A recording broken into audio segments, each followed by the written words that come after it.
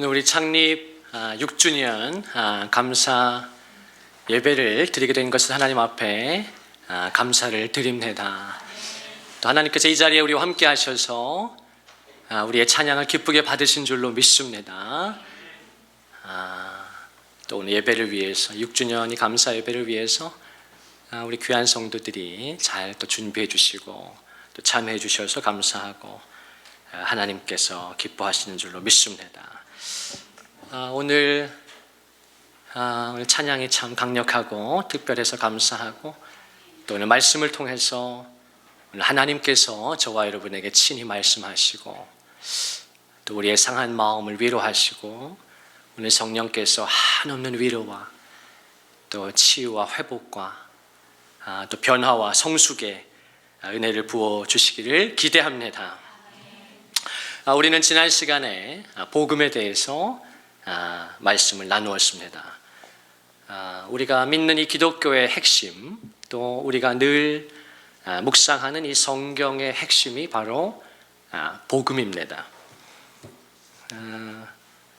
여러분이 교회에서 평생 복음을 성경적인 교회를 출석하면 복음을 듣게 되는데, 근데 정작 많은 그리스도인들이 복음이 뭔지를 잘 모릅니다. 또 알긴 알아도 그냥 피상적으로 이해하지, 이론적으로 이해하지, 경험적으로 알지 못해요. 그러나 기독교 신앙의 아주 중요한 것은 경험으로 아는 것입니다. 여러분, 성경의 신비 가운데 하나가 삼위일체지요. 삼위일체를 논리적으로 성부, 성자, 성령 하나님이 세 위격이 한 분이신 하나님이시다.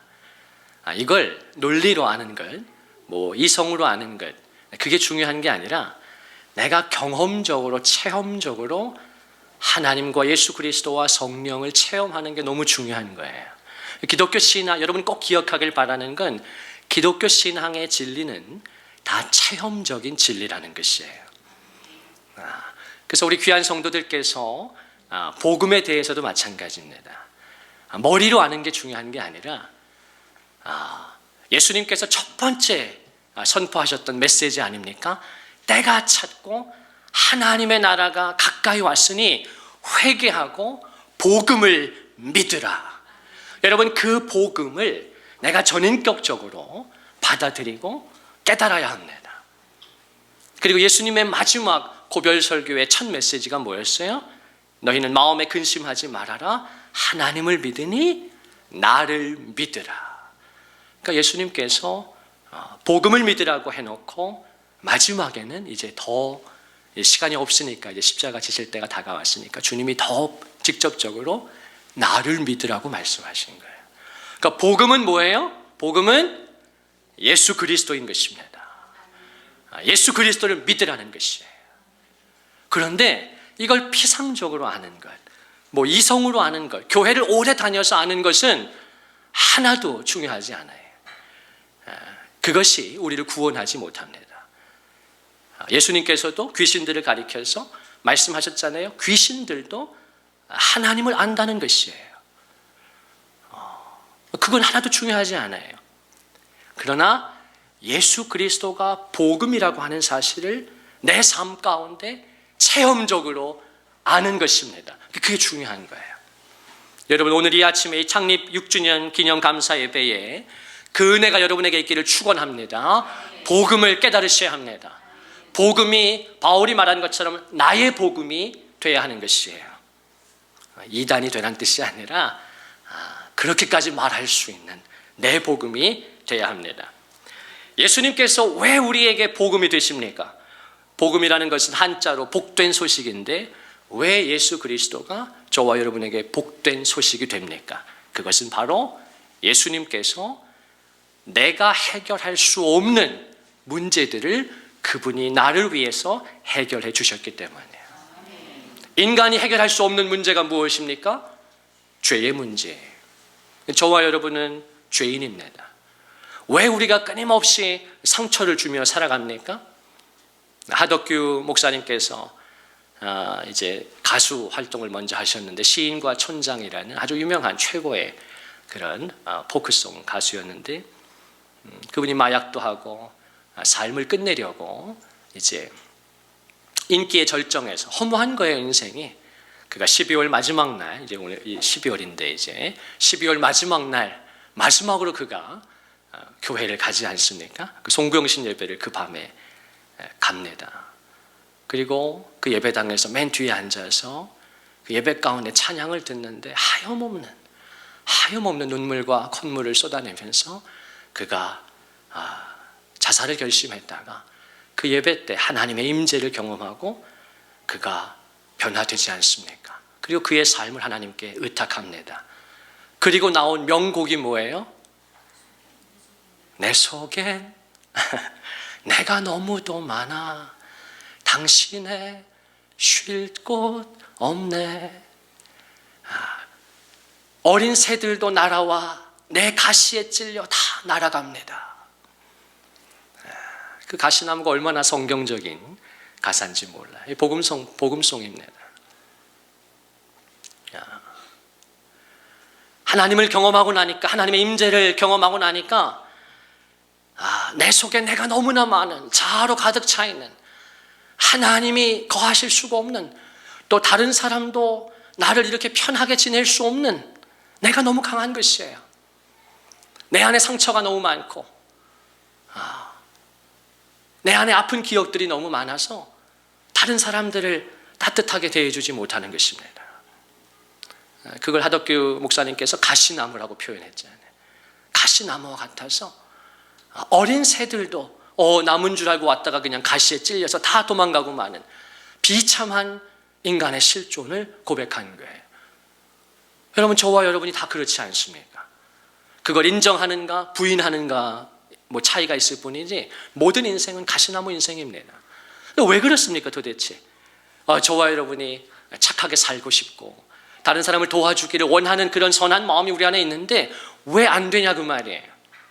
성경은 한마디로 말하죠. 죄 때문이라는 것입니다. 바울이 로마서 7장에서 말한 것처럼 내 속에 거하는 죄니라. 내 속에 죄가 있어서 죄성입니다. 다윗이 말한 것처럼 어머니가 모태에서부터 나를 죄 중에 잉태했습니다. 내 죄가 항상 내 앞에 있습니다. 다윗이 하나님 앞에 바로 서길 원하는데, 하나님의 뜻대로 살고 싶은데, 하나님의 은혜를 실제로 감사하는데 그의 삶에서 끊임없이 죄를 배설하는 거예요. 끊임없이 하나님에게 상처를 드리고 다른 사람의 마음을 아프게 하는 것입니다. 안 되는 것이에요. 그 속에서 다윗이 깨닫지 않습니까? 이게 도대체 뭐가 잘못된 것일까? 뭐가 문제일까? 어머니가 죄 중에 나를 잉태했구나. 어머니도 죄인이고 그 태에서부터 태어난 나 자신이 어렸을 때부터 죄성을 가진 인간, 태어날 때부터 죄성을 가진 인간이구나.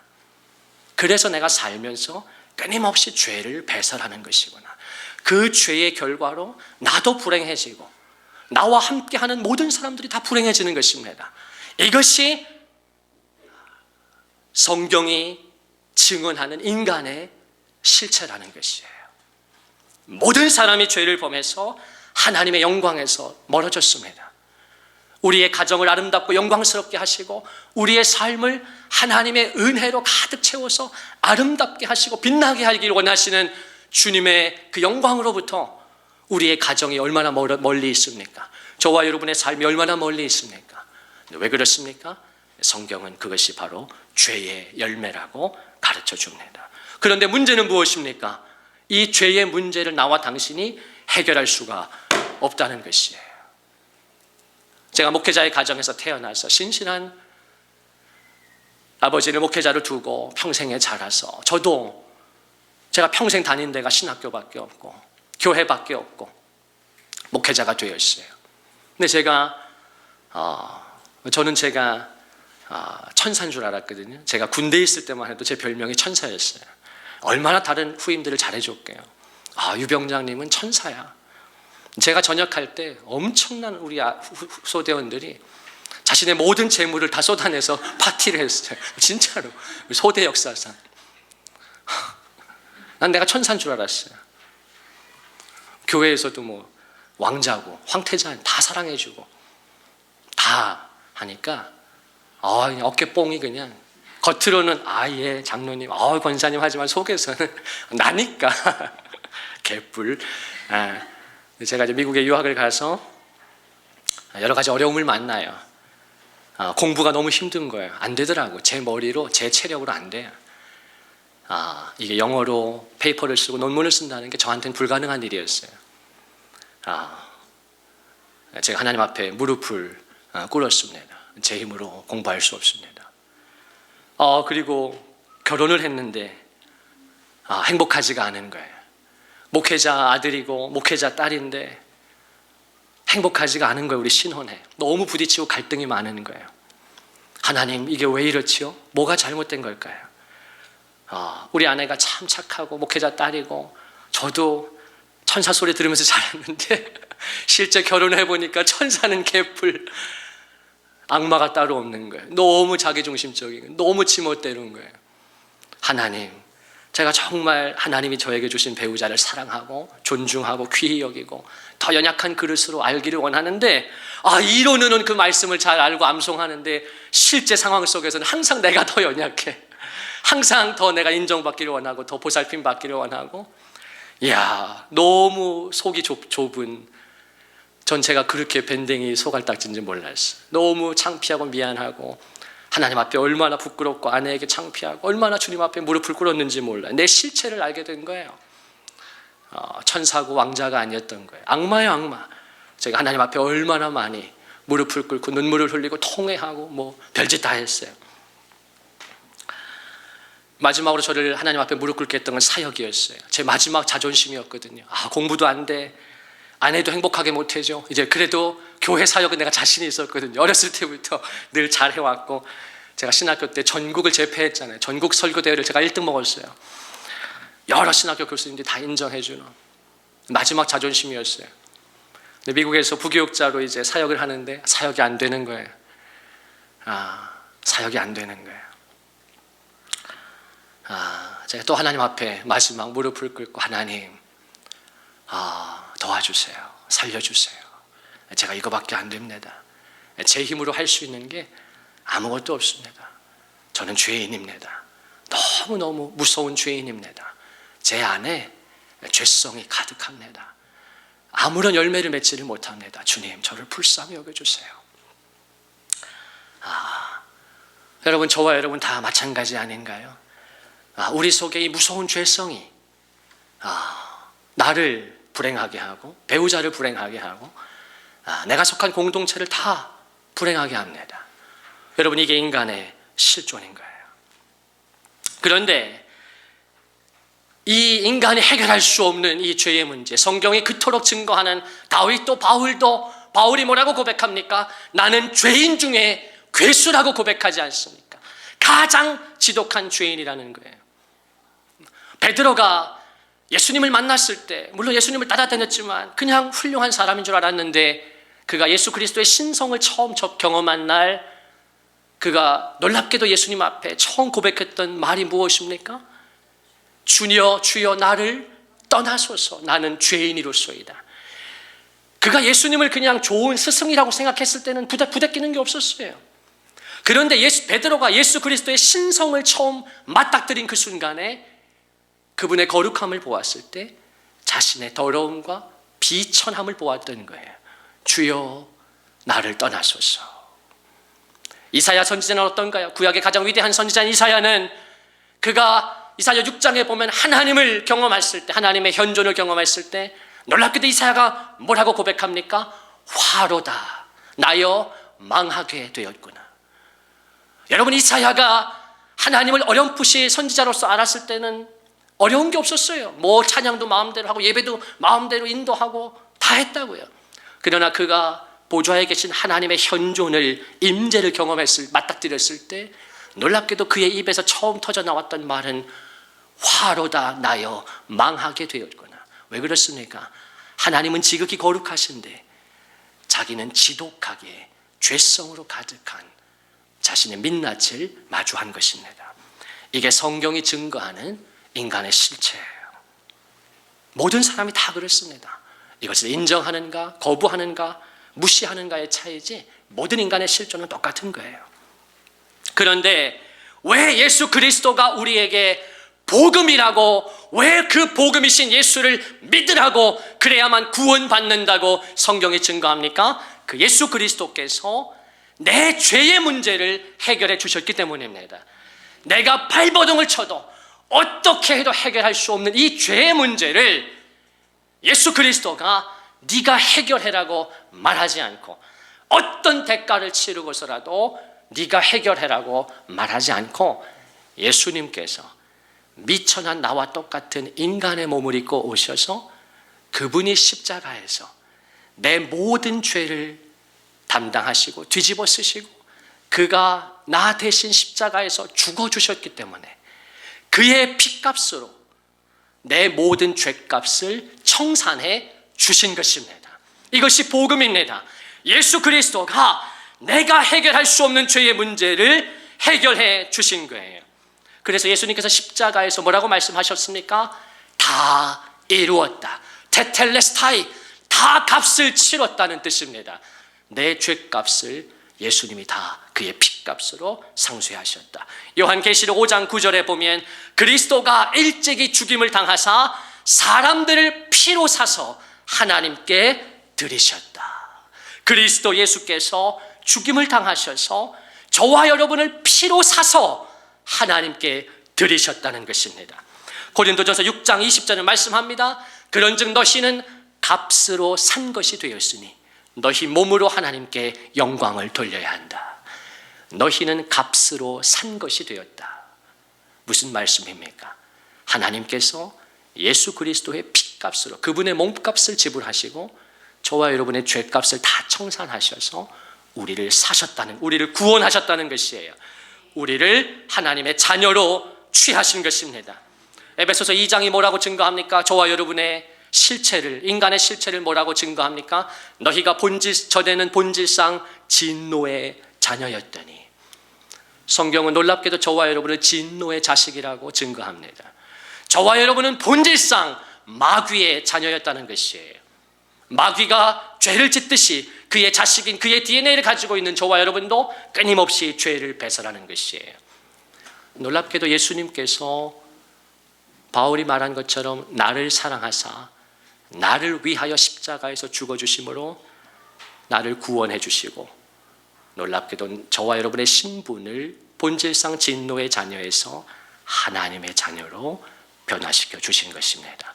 요한복음 1장 12절에 영접하는 자, 곧 그의 이름을 믿는 자들, 받아들이는 자들, 복음을 받아들이는 자들, 자신의 죄성을 인정하고 자신의 무기력함을 인정하고 하나님의 은혜를 받아들이는 자들에게는, 복음을 믿는 자들에게는 하나님의 자녀가 되는 권세를 주셨다고 성경이 말씀하는 것입니다. 하나님의 자녀가 되는 권세를 주신 것입니다. 고린도전서 1장 마지막 절이 뭐라고 증거합니까? 그러므로 예수 그리스도가 우리에게 지혜와 의로움과 거룩함과 구원함이 되셨다는 거예요. 예수님께서 우리에게 의로움과 거룩함과 구원함이 되어 주신 것입니다. 예수님께서 우리의 죄의 문제를 해결해 주셨어요. 그리고 예수님께서 왜 복음이 되십니까? 우리의 죽음의 문제를 또한 해결해 주셨습니다. 여러분, 사람이 왜 죽습니까? 저와 여러분 왜 죽나요? 우리의 사랑하는 사람들이 왜 먼저 세상을 떠납니까? 또 저와 여러분도 머지않아 죽게 될 것이에요. 우리는 이 땅을 살아가면서 상실의 아픔과 고통을 피할 수가 없습니다. 사람이 왜 죽습니까? 지난주에 말씀드린 것처럼 로마서 5장 12절에 한 사람 아담으로 말미암아 죄가 세상에 들어오고 죄로 말미암아 사망이 이르렀다고 성경이 증거합니다. 인간의 죄 때문에 인간 세상에는 죽음이 들어온 것이고, 이와 같이 모든 사람이 죄를 지었으므로 사망이 모든 사람에게 이르렀느니라. 인간의 죄 때문에 죽음이 모든 사람에게 찾아왔어요. 우리가 아무도 죽음을 피할 수가 없습니다. 여러분, 메멘토 모리라는 말을 다 들어보셨지요? 메멘토 모리 무슨 뜻입니까? 라틴어로 죽음을 기억하라는 뜻입니다. 메멘토 모리, 너의 죽음을 기억해야 한다. 인간은 죽을 수밖에 없는 존재라는 걸 늘 자각해야 한다는 거예요. 오늘 우리가 12월에 첫 주 예배를 드립니다. 제가 오늘 아침에 세수하면서도 주님 앞에 기도했습니다. 하나님, 올 한 해도 건강과 생명을 지켜주시고 우리 가족 중에 누구 하나 하나님 건강과 생명을 지켜주시고 우리 성도들, 교우들의 가족들 올 1년 동안 12개월 동안 지켜주시고 보호해 주시고 지금 누구 하나 제 주위에 병원에 있는 사람이 없게 하시니 하나님 감사와 찬송을 드린다고 제가 아침에 고백을 드렸어요.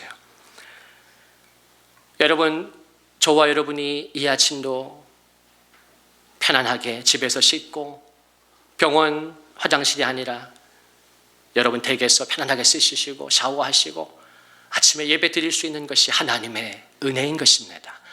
우리의 가족을 지켜주시고 보호하신 것 당연한 것이 아닙니다.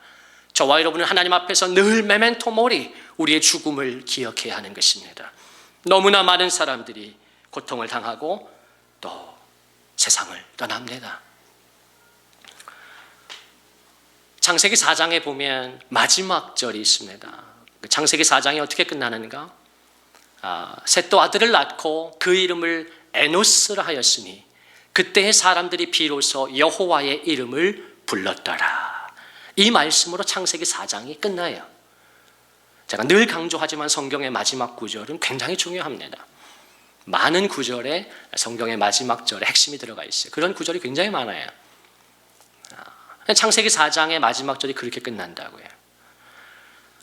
에노스라고 하는 사람의 이름이 처음 등장합니다. 그리고 성경은 뭐라고 증거하는가? 그때의 사람들이 비로소 여호와의 이름을 불렀다는 거예요. 그 에노스의 뜻이 무엇입니까? 죽을 수밖에 없는 존재라는 거예요. 무슨 말입니까?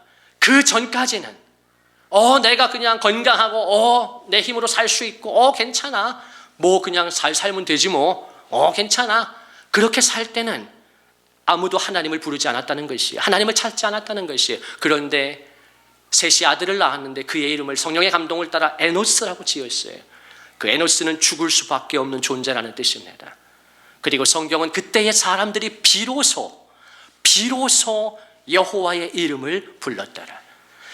자기가 죽을 수밖에 없는 존재라고 하는 것, 내가 언젠간 반드시 죽고 세상을 떠나고 사랑하는 가족을 떠나게 된다는 걸 인간이 자각했을 때 비로소 여호와를 찾았다는 것이에요. 여러분, 오늘 누가 하나님 앞에 예배 드릴 수 있습니까? 왜 여러분 이 화창한 날에 놀러 가지 않고 다른 데 계시지 않고 왜 오늘 하나님 앞에 나와서 예배를 드립니까? 내가 죽을 수밖에 없는 존재임을 아는 것입니다. 여러분, 저는 가끔 오늘은 우리가 예배가 짧을 것 같은데 제가 뭐 이런 걸 계산하거나 의도하는 사람이 아니기 때문에 어떻게 우리가 성령을 계산합니까? 성령님 인도하시는 대로 하는 거죠. 우리 교회가 가끔씩 예배를 길게 할 때가 있어요. 근데 제가 그때 가끔 어떤 성도님들의 볼멘 소리를 들어요. 예배가 길다는 거예요. 제가 굉장히 마음이 아픕니다. 저는 왜 제가 사람을 의식하지 않고 예배를 뭐 항상 일부러 하는 건 아니지만 짧을 때도 있고 설교나 예배가 짧을 때도 있고 예배가 길어질 때도 있는데 제가 왜 그런 걸 계산하고 하지 않냐면 또 사람의 눈치를 보지 않냐면 저의 삶 가운데서 저를 건져주셨고 저를 인도해 주셨고 회복시켜 주셨고 놀라운 은혜를 부어주시고 초자연적으로 저의 길을 걸음을 지도하시고 열어주셨던 내 눈물을 보셨고 내 기도를 들으셨고 응답하시고 만남의 복을 주시고 사역의 복을 주시고 앞길을 활짝 열어주셨던 그 하나님의 엄청난 세계들을 제가 경험했고 누렸고 그 믿음 가지고 제가 개척을 했고 여기까지 왔기 때문에 제가 하나님 눈치만 보기 때문에 그렇게 해요. 바로 그런 것이 어디에서 온 것인가? 내가 죽을 수밖에 없는 존재라는 걸 아는 거예요. 내 인생의 생사여탈권이 우리 가정의 평안과 행복과 모든 것이 내 인생의 걸음이 사람의 걸음이 그 걸음을 걷는 자에게 있지 않고 그 걸음을 지도하시는 하나님에게 있다라고 하는 예레미야 10장 23절의 말씀을 제 심장에 하나님이 새겨주신 거예요. 사람의 걸음이 걷는 자에게 있지 않아요. 내가 인생을 걸어가다 보니까 인간이라고 하는 존재가 얼마나 어리석고 죄성이 충만한지 내 인생인 줄 알아요. 그리고 그냥 살만 하니까 이렇게 열심히 살면 되는 줄 알아요. 그 가정에, 그 삶에 지금 하나님이 얼마나 오래 참으시고 상상할 수 없는 호의를 베푸시는 걸 어리석은 인간이 깨닫지 못하는 것이에요. 여러분, 저와 여러분이 이렇게 잘 살아가고 여러분이 안전하시고 그래도 힘들지만 나아갈 수 있는 것 여러분의 실력이 아닙니다. 하나님의 자비와 하나님의 오래 참으심과 하나님의 말할 수 없는 은혜. 성도가 그걸 자각하기 시작할 때 그 성도가 예배를 드리는 거예요. 온전한 예배를 드리는 것입니다. 기도하는 것이에요. 여러분, 이게 성도의 삶이에요. 제가 예배가 길다고 생각하는 성도들에게 그런 말을 해주고 싶어요. 여러분, 당신의 인생은 지금까지 너무 긴 것 같아요. 여러분, 하나님이 예배가 길다고 혹은 기도가 힘들다고 하는 당신에게, 물론 기도가 힘들죠. 예배가 힘들어요. 제가 금요일 날도 어떤 성도와 식사하면서 그런 얘기를 했는데 기도가 힘듭니다. 여러분, 목사도 힘들어요. 예배가 힘들어요. 얼마나 힘든데요. 저 같은 목회자들이 예배를 준비하고 설교를 준비하는 거 이거 장난이 아니에요. 너무 힘들어요. 너무 힘들다고. 포기하고 싶을 만큼. 왜 그렇죠? 영적인 거기 때문에 그래요. 여러분, 기도가 힘들다고요? 왜 힘들어요? 영적인 일이라서 그래요. 예배가 힘듭니다. 왜 힘들죠? 영적인 일이니까 힘든 거예요.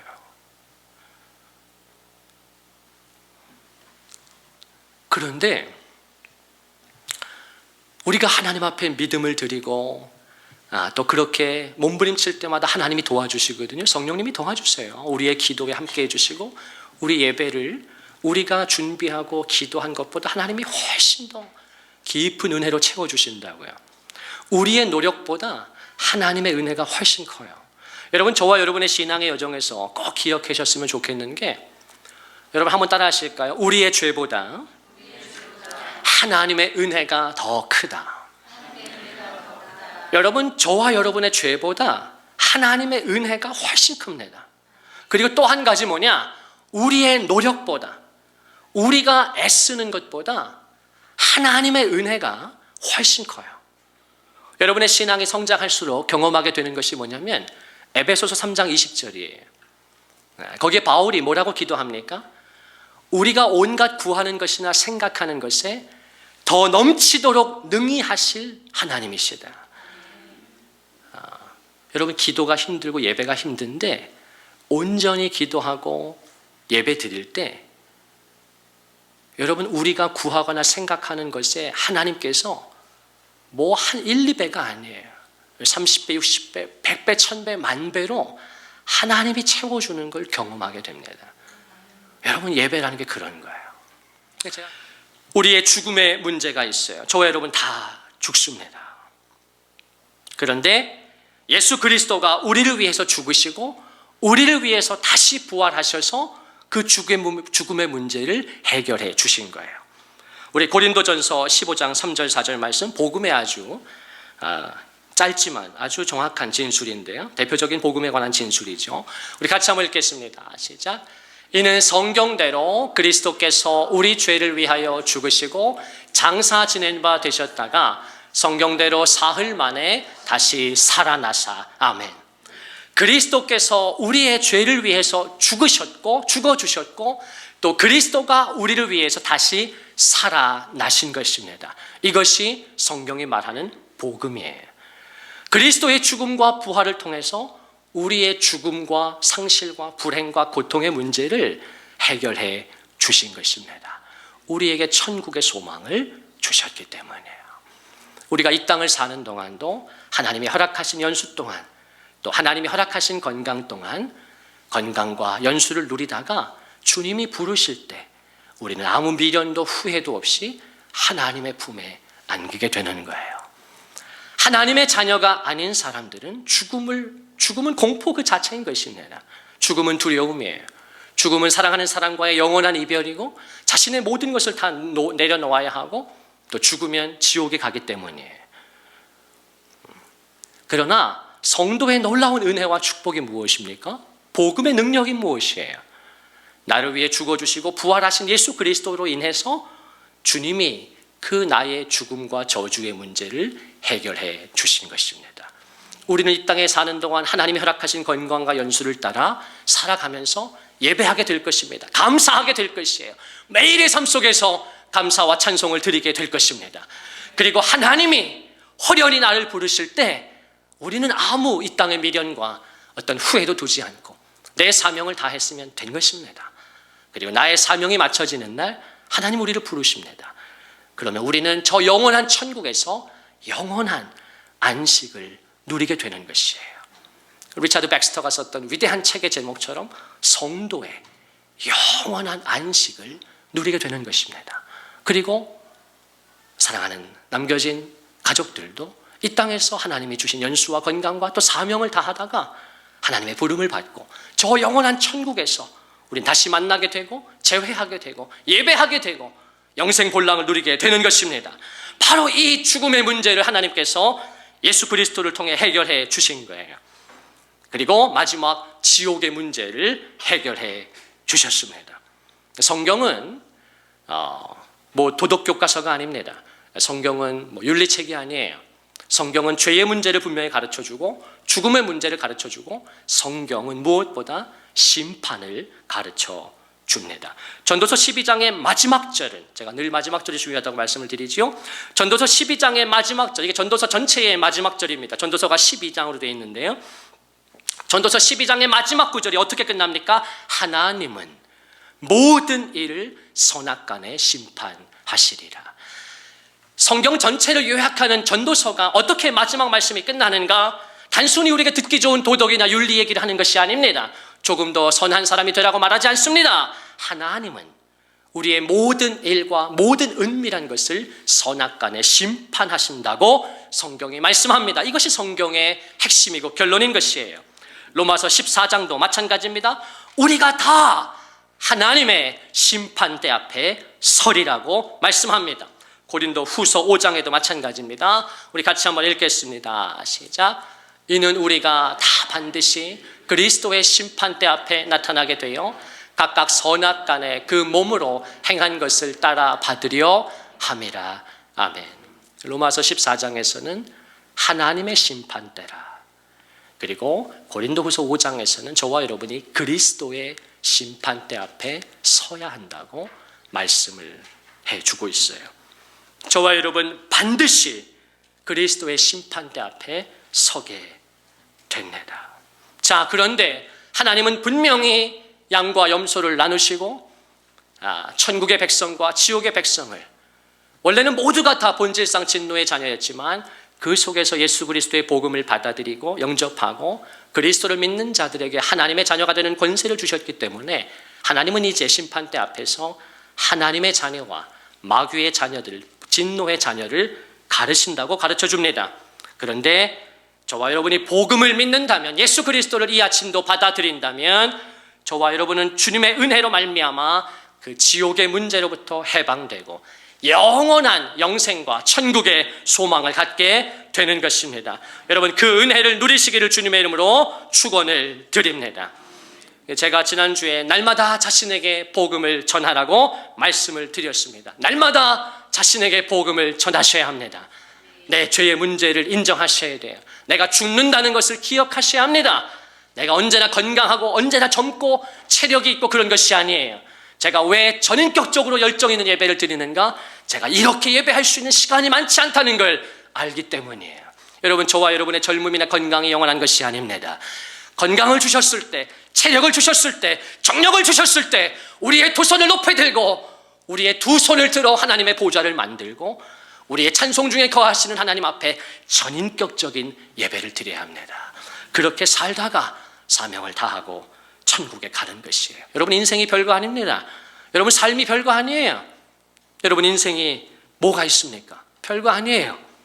하나님 앞에 예배 잘 드리고 열심히 기도하고 찬송하다가 주님 부르시면 호련히 그분 품에 안기는 것이 전부인 것입니다.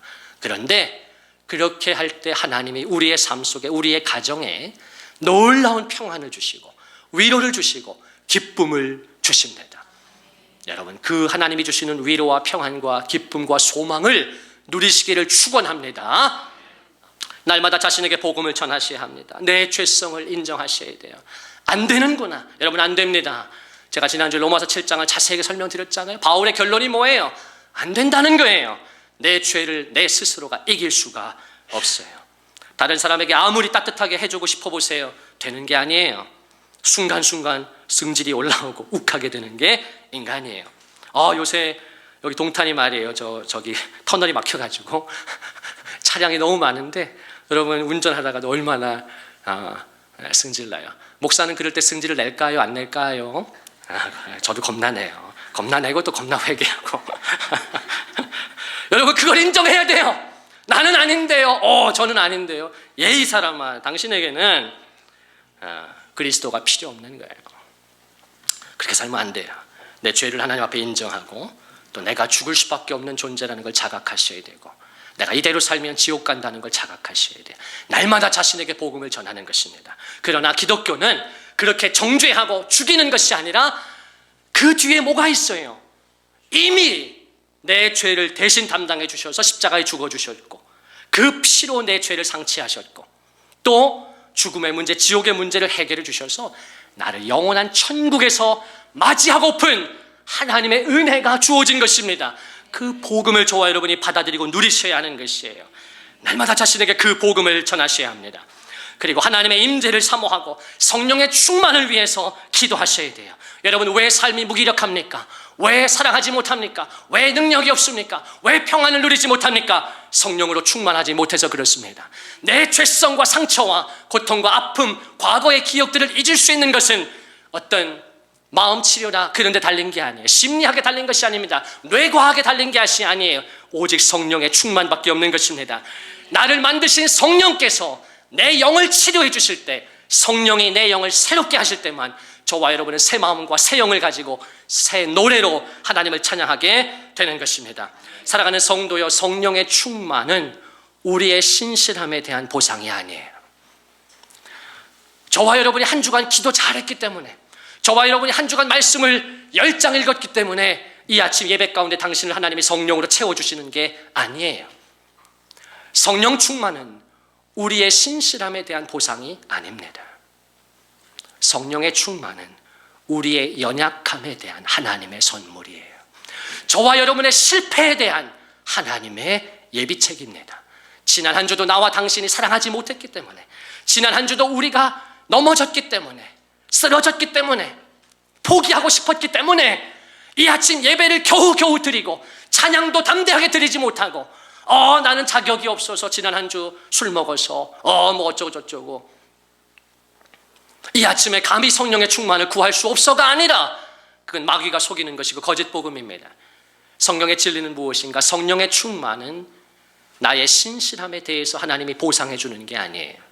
그러면 나와 당신이 얼마나 교만해지겠어요? 하나님 절대 그렇게 역사하지 않습니다. 성령의 충만과 하나님의 임재라고 하는 건 나의 연약함에 대한 하나님의 선물입니다. 나의 실패에 대한 하나님의 선물이에요. 오늘도 내가 실패했기 때문에, 넘어졌기 때문에 주님 앞에 예배하는 것이고, 예배 때 하나님의 긍휼을 구하면 그분이 놀랍게 하나님의 임재로 우리의 삶을 채워줍니다. 그리고 성령을 부어주시는 거예요. 그때 내가 이번 한 주 다시 한번 해볼 수 있겠구나, 다시 한번 사랑해 볼 수 있겠구나, 다시 한번 기도해 볼 수 있겠구나, 다시 한번 나라와 조국을 위해 기도할 수 있겠구나, 다시 한번 교회와 선교사님들을 위해 기도할 수 있겠구나, 다시 한번 하나님의 나라와 의를 위해 기도하며 나아갈 수 있겠구나. 내 연약함과 내 무기력함에 좌절되고 함몰되고 상처를 곱씹고 실패를 곱씹는 게 그리스도인의 삶이 아닙니다. 그것이 거룩한 것이 아닙니다. 내 연약함으로부터 탈출하고 하나님을 눈을 들어 바라볼 때 그분의 임재와 성령의 충만이 나를 채워주시는 것입니다. 오늘 본문 시편 27편 4절에 보면 하나님의 임재가 도대체 무엇인가? 이 추상적이고 형이상학적인 와닿지 않은 하나님의 임재라는 게 도대체 무엇인가? 다윗을 통해서 가장 잘 가르쳐줘요. 다윗의 신앙의 정수입니다. 내가 여호와께 바라는 한 가지가 있다고 다윗이 기도합니다. 그것이 바로 하나님의 임재라는 거예요. 내가 내 평생에 여호와의 집에 살기를 원합니다. 평생 집에도 안 가고 교회에서 살다 죽겠다는 뜻이 아니에요. 내 평생에 여호와의 집에 하나님의 임재 안에 머무르고 싶다는 것이에요. 하나님을 떠나면 불행하기 때문에 하나님을 잃어버리면 얼마나 삶이 곤고하고 힘들고 내 힘으로 살다 지치고 쓰러지고 되지도 않고 끊임없이 상처 주고 상처받고, 나는 내 평생에 여호와의 집에 살고 싶습니다. 그분의 아름다움을, 하나님 지금 내 모습은 아름답지 않은데, 우리 가정은 아름답지 않은데, 그러나 내가 하나님 바라기는 나를 불쌍히 여겨주시면 내가 당신의 아름다움을 바라보고 싶습니다. 그리고 그의 성전에서 그를 사모, 여기 목적어가 빠졌는데 그를 사모하는 것이라, 하나님을 그의 성전에서 사모하고 싶습니다. 하나님의 임재를 구하는 거예요. 이것을 예수님께서는 고별설교 요한복음 15장에서 뭐라고 말씀하셨습니까? 내 안에 거하라, 나도 너희 안에 거하리라. 이게 하나님의 임재예요. 저와 여러분, 앞으로 이번 12월 또 이번 한 주도 예수 그리스도 안에 거하시기를 축원합니다. 그럴 때 주님이 우리 안에, 주님이 우리 가정 안에, 오늘 찬양한 것처럼 주님의 보혈 아래, 주님의 호의 아래, 주님의 날개 그늘 아래 우리 가정이 거하게 될 때 우리가 세상을 이기게 되고 하나님이 주시는 놀라운 위로와 평강을 경험하게 되는 것입니다. 왜 하나님의 임재가 중요합니까? 하나님의 임재 안에 거하려고 애쓸 때 우리는 뭘 경험하게 됩니까? 제가 엊그제 금요일 날도 말씀 전했는데 이사야 41장 13절의 말씀을 경험하게 되는 것이에요. 같이 한번 마지막으로 읽겠습니다. 시작. 이는 나 여호와 너의 하나님이 내 오른손을 붙들고 내게 이르기를 두려워하지 말아라, 내가 너를 도우리라. 아멘 아멘 아멘 아멘 아멘. 제가 언젠가부터, 사실 최근에 비교죠, 이 말씀을 거의 제 인생 구절로 삼고 붙잡고 기도합니다. 또 성도들을 위해서 기도할 때도 제가 이 말씀을 가지고 기도해요. 성현아, 은혜영광교회야, 나 여호와 너의 하나님이 너의 오른손을 붙들고 너에게 이르기를 두려워하지 마라, 염려하지 마라, 걱정하지 마라, 무너지지 마라, 포기하지 마라, 내가 너를 도와줄 것이다. 이 앞에 있는 10절 말씀에 어떤 말씀이 있습니까? 우리가 잘 아는 말씀이죠. 두려워하지 말아라, 내가 너와 함께한다. 놀라지 말아라, 나는 너의 하나님이 됨이되라. 내가 너를 굳세게 할 것이다. 참으로 너를 도와줄 것이다. 참으로 나의 의로운 오른손으로 너를 붙들래라. 하나님의 그 오른손이 내 오른손을 붙잡아 주셔서 두려워하지 않을 수 있고 담대할 수 있고 오늘도 기도하고 예배할 수 있고 세상을 이길 수 있는 하나님의 도우심으로 살아갈 수 있는 성도, 저와 여러분의 삶으로 그렇게 인도해 주시는 것입니다.